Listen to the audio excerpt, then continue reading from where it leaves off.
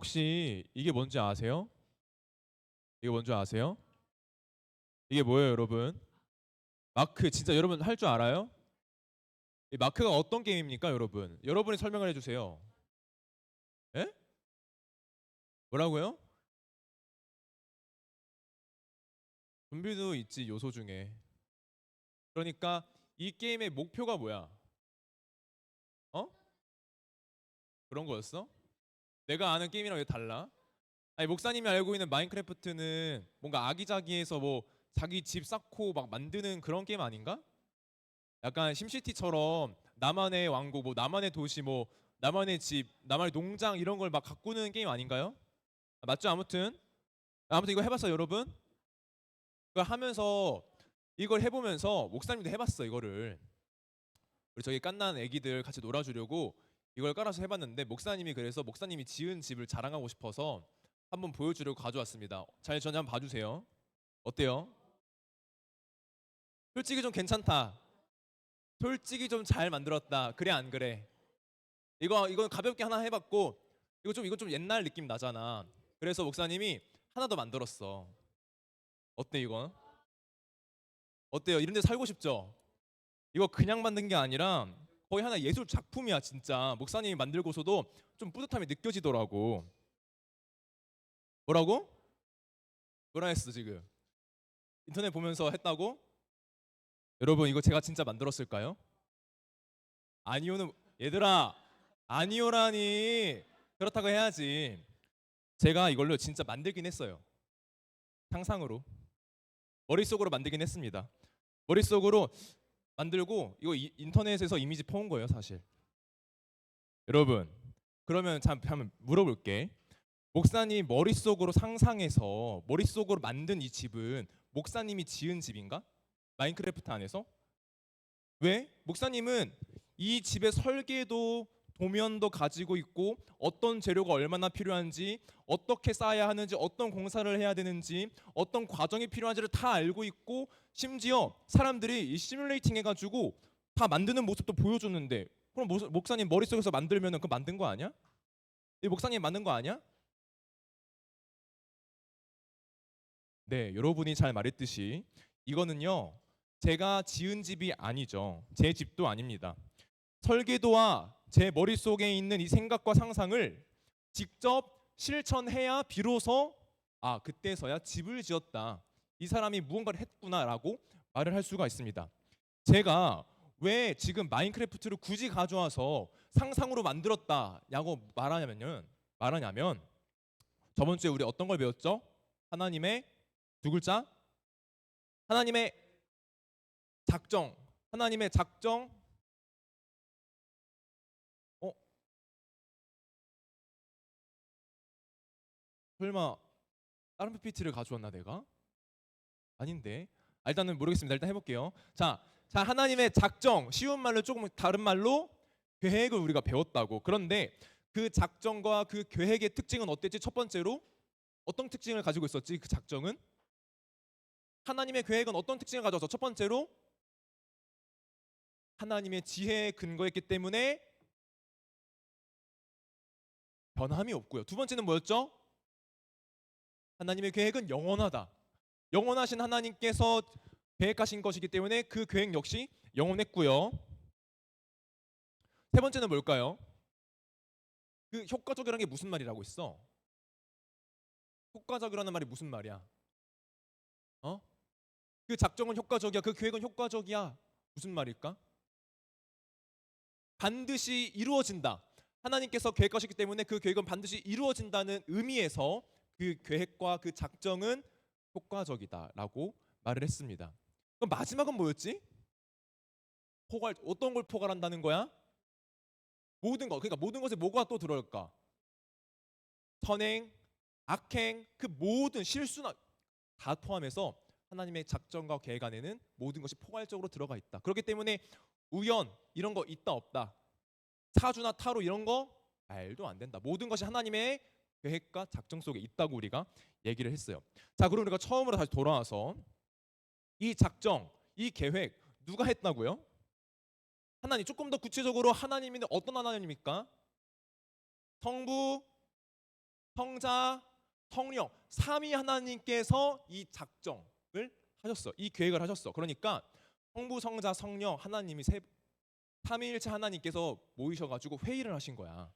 천상 회의를 하신 거야. 이 회의를 통해서 우리 이렇게 하는 걸로 하자. 우리 그럼 이렇게 하는 걸로 계획을 짜자. 이렇게 얘기를 하셨다고. 그러면 지금 보세요, 여러분. 하나님께서 계획하신 것, 하나님께서 작정하신 것은요. 조금 더 쉽게 이야기하자면은 여러분 비유예요. 그냥 이해하고자 조금 쉽게 이야기하면은 하나님 머릿속에 있는 설계도인 거야. 무엇이? 하나님의 작정은 하나님의 머릿속에 있는 설계도 같은 거라고. 큰 그림에 불과하다고. 큰 그림이라고. 그러면은 하나님의 머릿속에 있는 이 설계도는 하나님의 이 작정은 이루어졌다, 아직 이루어지지 않았다?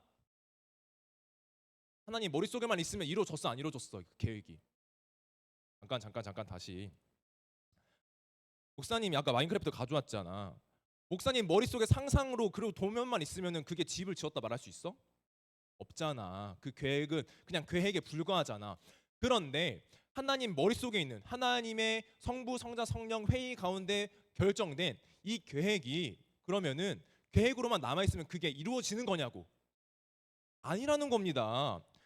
진짜 집이 되기 위해서 어떻게 해야 된다? 목사님이 아까 그 마인크래프트 안에서 직접 머리로만 생각하고 상상하는 게 아니라 직접 재료도 캐오고 마우스 클릭해가지고 막 이렇게 집을 지어야 하는 것처럼 성부, 성자, 성령 하나님의 이 내적 사역, 이 작정과 계획이 당연히 눈에 안 보이지. 하나님이 이렇게 회의를 하셔서 계획하신 거니까. 그런데 그 안 보이는 그 내적 사역이, 그 내적인 작정이 눈에 보이는 외적으로 드러나는 첫 번째 사역이 바로 하나님의 창조라는 겁니다. 성부, 성자, 성령 이 내적 사역. 성부, 성자, 성령 우리 하나님의 이 작정과 계획이 하나님에게서만 머물지 않고 이 세상에 드러나는 것. 시간과 공간 가운데서 드러나는 것이 바로 뭐다? 창조라는 겁니다. 창조. 그래서 우리가 오늘은 창조에 대해서 함께 살펴보도록 하겠습니다. 자, 시편 136편 4절 앞에 있죠, 여러분? 같이 읽어볼게요. 시작. 홀로 기이한 일들을 행하시는 이에게 감사하라.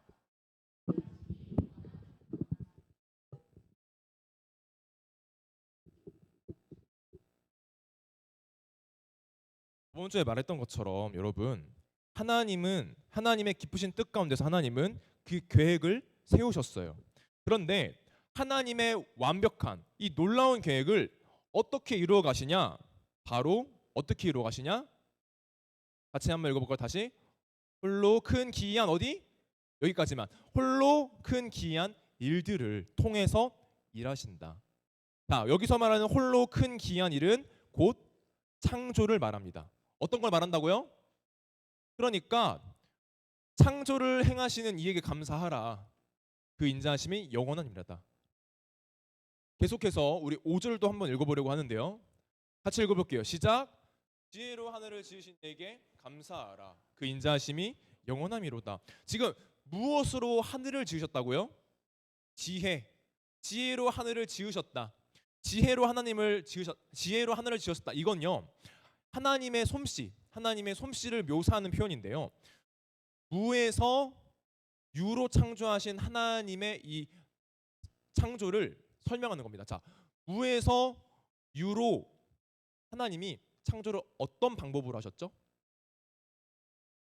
무엇 하셨다? 하나님이 무엇 하셨다? 하나님이 말씀으로 창조를 하셨는데 아무것도 없는 상태에서 말씀을 통해서 생겼다는 겁니다. 그거를 하나님의 지혜라고 표현하는 거예요. 지혜 가운데 이 세상을 지으셨다. 그리고 6절 한번 또 읽어볼까요? 같이 읽어볼게요. 여기 앞에 부분 다 감사하라까지만 같이 읽어볼게요. 시작. 땅을 물 위에 펴신 이에게 감사하라. 자 보세요, 여러분. 6절에서는 지금 무엇을 말하고 있냐면은 땅을 물 위에 펴신 이라고 하고 있습니다. 자, 여러분. 성경 안에서 물이라고 하는 단어는요. 굉장히 많은 의미를 가지고 있어요. 대표적으로 어떤 게 있을까? 세례도 있고, 오케이. 또 뭐가 있죠? 좀 크게 말해도 되는데 뭐라고요? 노아의 방주도 있지. 그건 뭐겠어? 그럼 물은 멸망 혹은 심판을 의미하는 거겠죠. 또 뭐 있지? 물이 가지는 또 어떤 의미들이? 크게 말해도 돼. 어? 포도주? 물이 포도주로 변하는 뭐 그런 것도 다 의미가 있죠. 그런데 지금 노아의 홍수를 얘기했잖아. 아까 노아의 홍수를 얘기하면서 물이 어떤 의미를 갖는다고? 심판의 의미를 갖는다고. 그럼 보세요, 여러분. 지금요, 물이라고 하는 일정한 형태가 있나요? 형태 없이 이렇게 막 요동치고 막 움직이고 규칙이 없는 거지. 이거를 우리는 혼돈이라고 합니다. 그리고 이 혼돈 가운데서 지금 하나님은 물이라고 하는 혼돈 가운데서 어떤 걸 세우셨다고 지금? 딱딱한 형태가 잡혀 있는 그 땅을 창조하셨다는 거야. 그러니까 지금 이 문맥에서 물은 혼돈을 의미하는 것인데 형태가 안 잡혀 있고 어지러운 상태에서 지금 딱딱하고 일정한 모양을 유지하는 땅을 만드셨다. 곧 혼돈에서 질서를 세우시는, 혼돈 가운데 질서를 확정하시는, 혼돈 가운데 질서를 세우시는 창조를 지금 말하고 있습니다. 지금 물에서 땅이라고 하는 공간이 창조되었어요. 뭐가 창조됐다? 물에서 땅이라고 하는 무엇? 공간이 창조되었다고. 그러면 우리 7절 또 한번 볼게요. 같이 앞에 부분만 읽어볼까요? 시작. 큰 빛들을 지으신 이에게. 자, 여기서 말하는 여러분, 자, 우리 하나님의 창조하셨던 그 순서들을 떠올려 봤을 때 여기서 말하는 큰 빛들은 어떤 걸 의미할까요? 큰 빛들 어떤 게 있지? 별, 달, 또 태양도 있고. 자, 그러면 큰 빛에는 지금 해, 달, 별이 있다는 거네. 그러면은 그 해, 달, 별이 대체 어떤 의미를 갖냐 여기서는. 그러면 8절과 9절을 또 봐야겠다 이거는. 자, 앞에 부분 시작. 해로 낮을 주관하신 이에게 감사하라. 그리고 9절 달과 별들로. 지금 보세요 여러분. 해로 무엇을 주관하신다? 낮을 주관하신다. 그리고 달과 별로 무엇을 주관하신다? 그러면 지금 밤과 낮을 왔다 갔다 하는 거네. 이거 지금 뭐가 창조된 거지? 아까 물에서 땅으로는 어떤 거에 창조라고 했지? 혼돈에서 질서인데 아까 뭐라고 지금? 공간의 창조라고. 그런데 해와 달, 별, 밤과 낮은 뭐겠어? 그러면은 시간이네. 하나님은 공간도 만드셨는데 시간도 만드셨네. 즉 공간도 없었고 시간도 없던 그 영원 가운데서 물에서 땅이라고 하는 공간을, 그리고 해와 달과 별을 통해서 시간을 창조하셨다는 겁니다. 즉 공간이 없음에서 공간이 있음으로, 시간이 없음에서 시간이 있음으로, 질서가 없음에서 질서가 있음, 곧 혼돈에서 질서로 우리 하나님은 창조를 하셨다고요. 그러면 보세요 여러분, 이것이 하나님의 창조라고 할 수 있어. 지금까지 봤던 내용들이. 그러면 여러분, 대체 창조 사건이 우리에게 어떤 의미를 가질까? 하나님은 왜 창조하셨을까? 창조를 왜 하셨어야 돼? 창조가 왜 필요해? 하나님한테 하나님의 영광을 위해서? 그러면 하나님은 창조가 아니면 영광을 못 받는 분이야? 하나님은 영광이 부족하신 분이야? 하나님한테 뭐가 부족하다는 개념이 있을 수 있나요, 여러분? 그럼 하나님 창조 왜 했냐고. 우리들을 위해서 왜? 뭐라고? 사랑을 주시려고? 아주 좋은 답변입니다. 여러분, 하나님의 관점에서 우리가 감히 하나님의 입장과 관점에서 우리가 감히 말을 하자면은 하나님은 창조하실 이유, 창조하실 필요가 없었어요. 하나님의 관점과 하나님의 입장에서 왜? 하나님 부족한 게 있어 없어? 하나님 부족한 게 있어 없어? 없어. 하나님은 필요한 게 있어 없어? 그냥 하나님은 그분 존재 자체로 너무나도 충만하고 풍부하신 분인데 왜 창조를 하셨겠어? 아까 저기서 말했지만 부족한 것도 없으시고 필요한 것도 없으시지만 왜 창조를 하셨냐? 잘 들어보세요 여러분. 삼위 하나님의 기뻐하시는 선하신 뜻 가운데서 사랑의 대상에게 사랑을 부어주시려고 창조하셨다. 다시, 하나님의 기뻐하시고 선하시는 뜻 가운데 사랑의 대상에게 사랑을 부어주시려고 창조하셨다는 겁니다. 쉽게 말해서 진짜 그냥 한마디로 정의하자면 그냥 하나님 뜻이야. 그게 하나님 마음인 거야. 거기에 대해서 우리가 왈가왈부 어떤 토를 달 수가 없다는 겁니다. 왜냐? 하나님 마음이고 그게 하나님 뜻이니까. 다만 확실한 것은요, 우리가 구체적으로 왜 대체 무슨 이유로 하셨는지 정확히는 알 수가 없어. 다만 우리가 확실히 알 수 있는 것은 창조를 통해서 우리를 사랑하고자, 창조를 통해서 우리에게 사랑을 부어주고자 하셨다는 겁니다.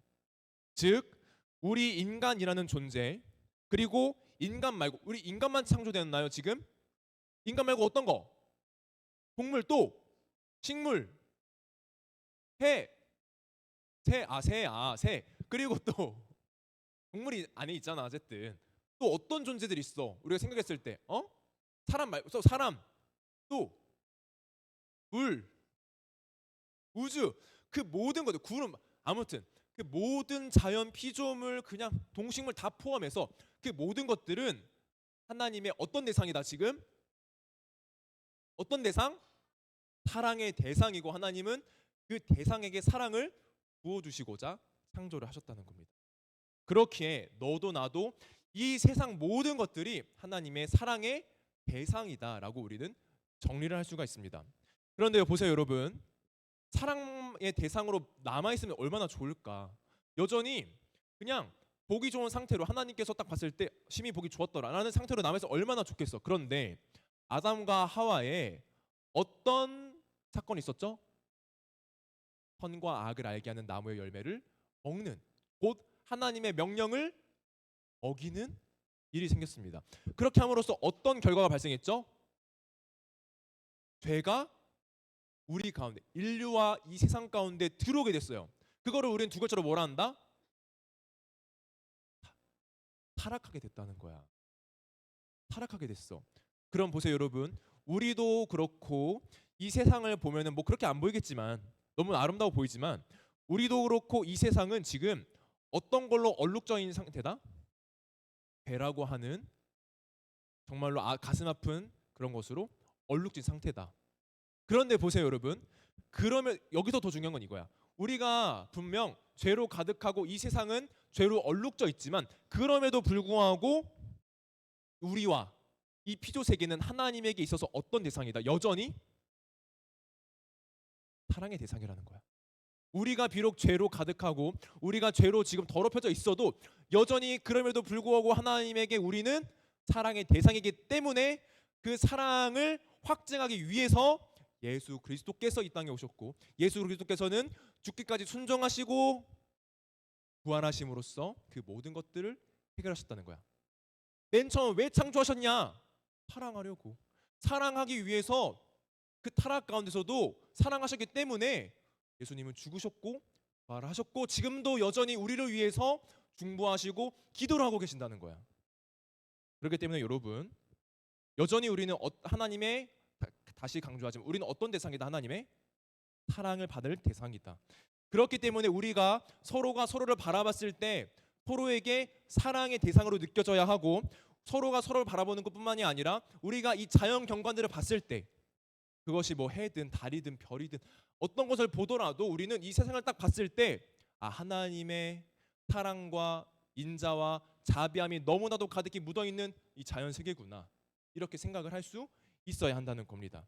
그것이 바로 피조물로서 하나님께 영광을 돌리는 것이고 하나님의 선하신 뜻을 배워가는 과정이라는 겁니다.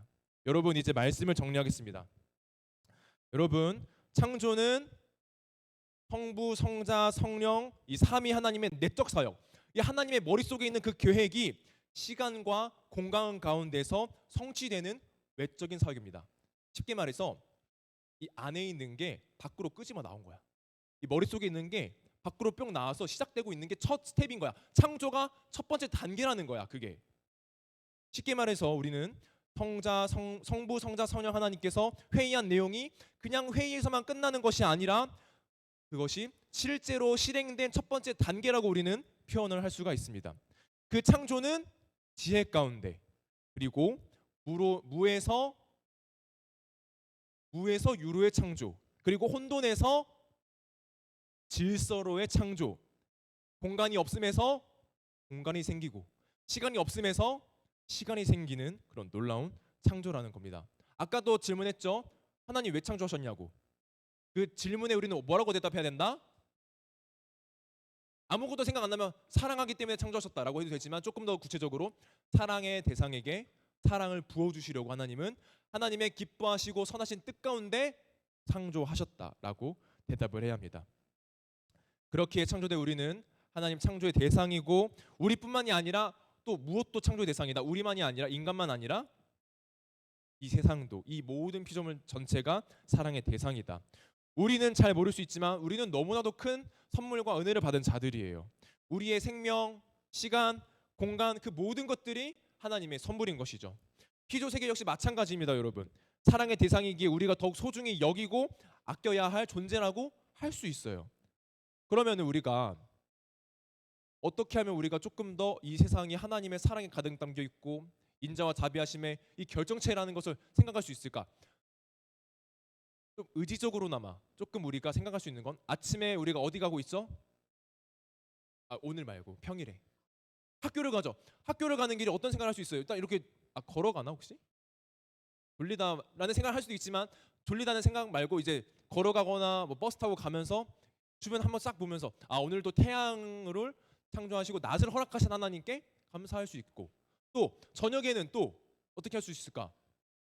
달을 보면서 또 밤이 된 가운데서 오늘 하루를 또 잘 지켜주시고 또 하루를 잘 보내게 하시고 이런 것들 하나님께 감사할 수가 있는 거겠죠.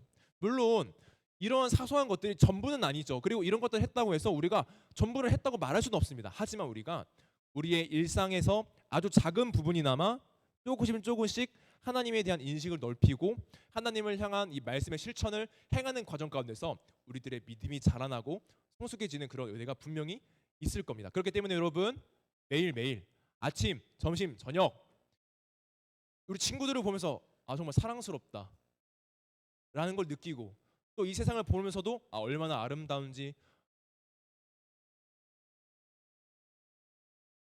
이 시편에 이 기자가 계속해서 말하고 있잖아요. 그 인자하심이 영원하다. 그 인자하심이 영원하다. 그 인자하심이 영원하다. 우리 하나님의 인자하심, 그 자비로우심, 그 은혜로우심, 그 사랑이 얼마나 깊이 담겨 있는지를 고백하고 고민할 수 있는 우리 중등부 여러분 모두가 되고 선생님들이 되시기를 주님의 이름으로 간절히 소망합니다.